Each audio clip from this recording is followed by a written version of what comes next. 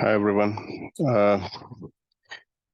In today's video, we are going to put light on 5 more questions from the subject education in contemporary India. We have already covered a couple of videos where we have covered few questions which are, which we see that been regularly coming. That's recurring questions from the past exams. We have tried to solve them for your benefit. So let's start with the first question in this series.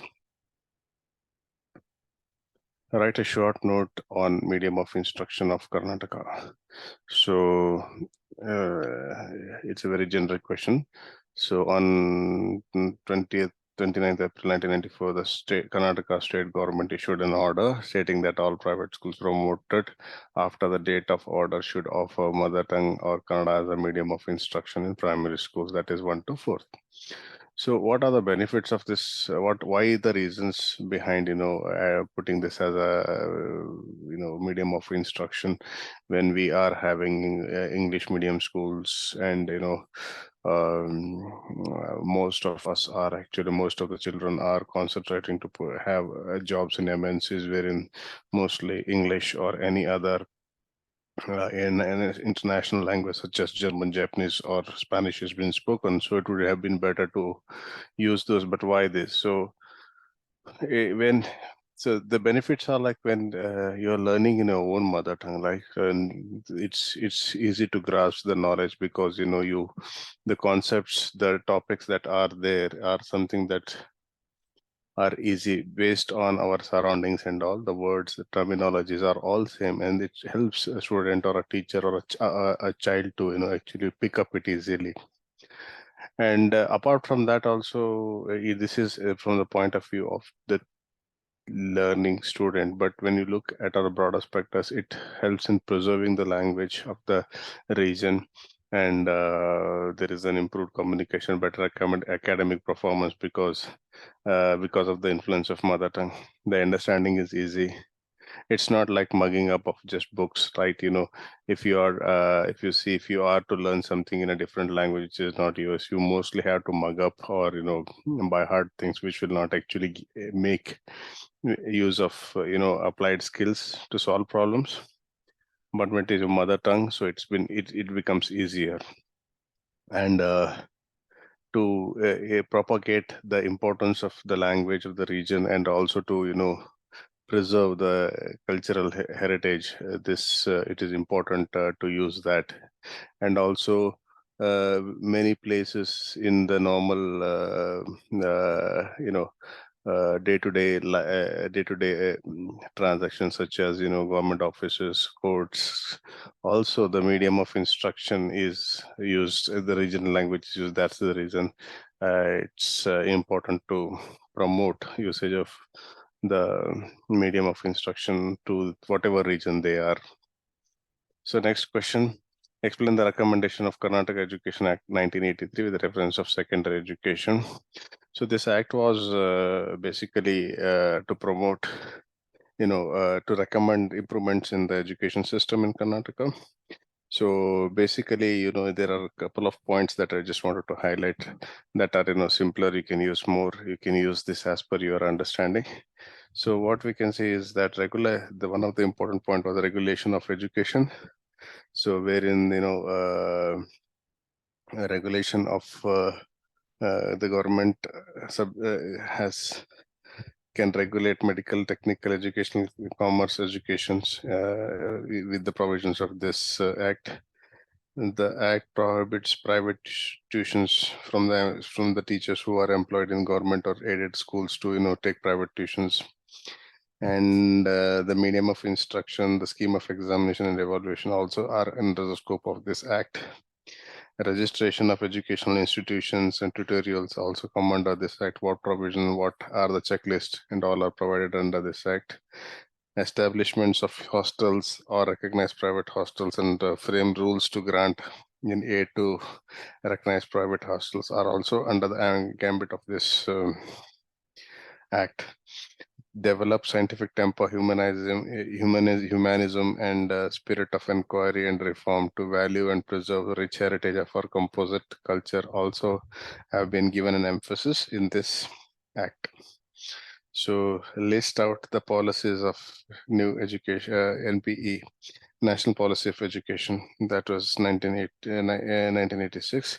So we have a lot of recommendations here. For the 5 marks question, you can list at least 5 to 7 of these points, if not all.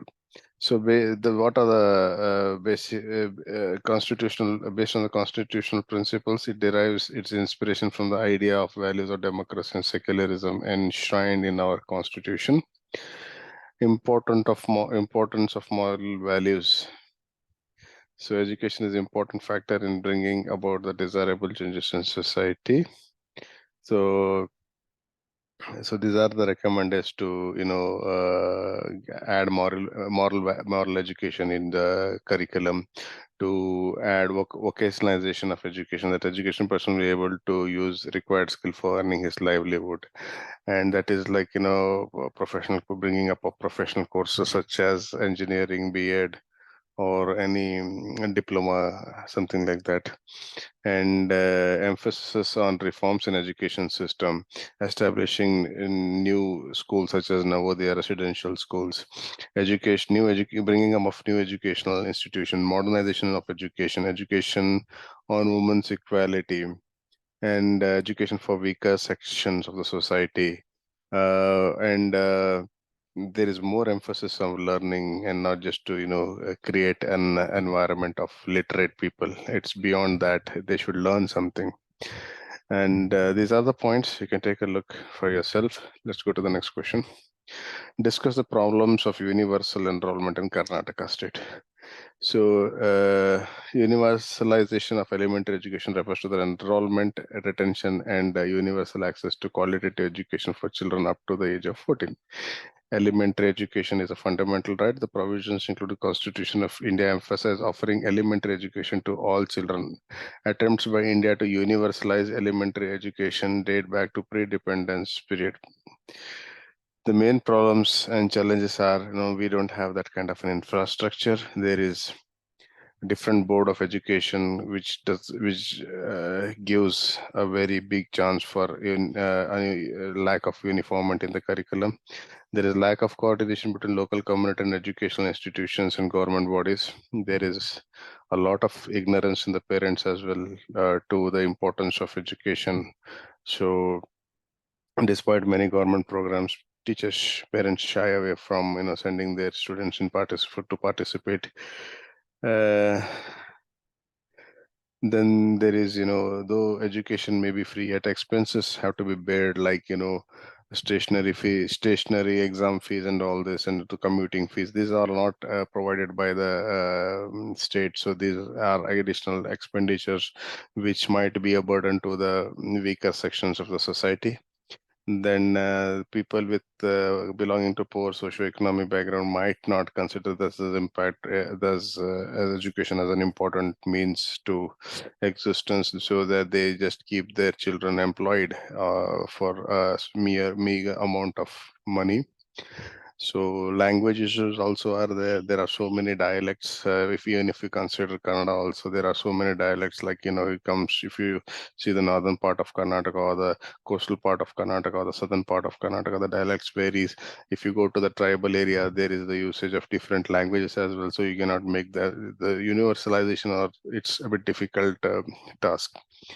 Then there is stagnation and wastages. That's another issue wherein we see that there is a huge amount of dropouts are because of the lack of motivation or various other issues, you can say. Then also well-trained, and there's a dearth of well-trained teachers who actually could make a real difference here. But then that also the percentage or the composition of those kind of teachers is less as compared to the amount required to make this difference or this happen. Let's go to the next question. Explain the meaning and definition or the importance of education. Education, sorry, I have not completed the question. The meaning of education should have been the meaning of education.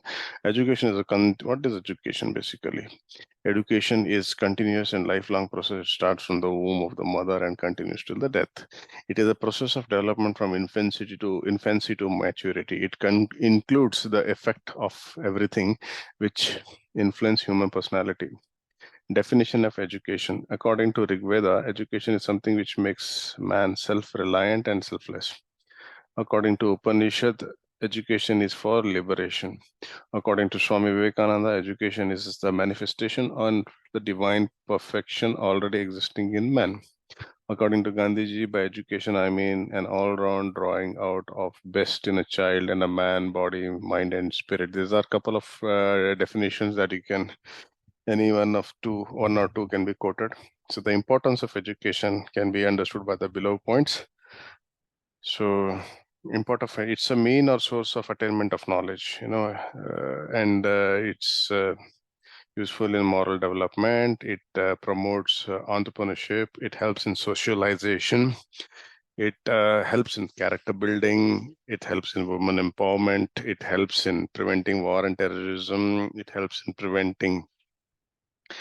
in eradicating poverty. It helps in improvement. It helps in improving one's self-confidence or self-esteem. It creates awareness about health and hygiene. When the education also creates awareness about health and hygiene, it makes one self-sufficient or more understandable to you make use of technological advances. Helps in construction of good citizens or citizenships.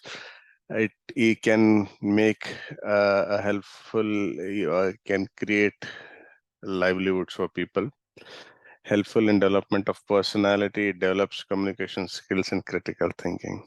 So you can go through the answers for yourself, and we will have more of these questions in the coming,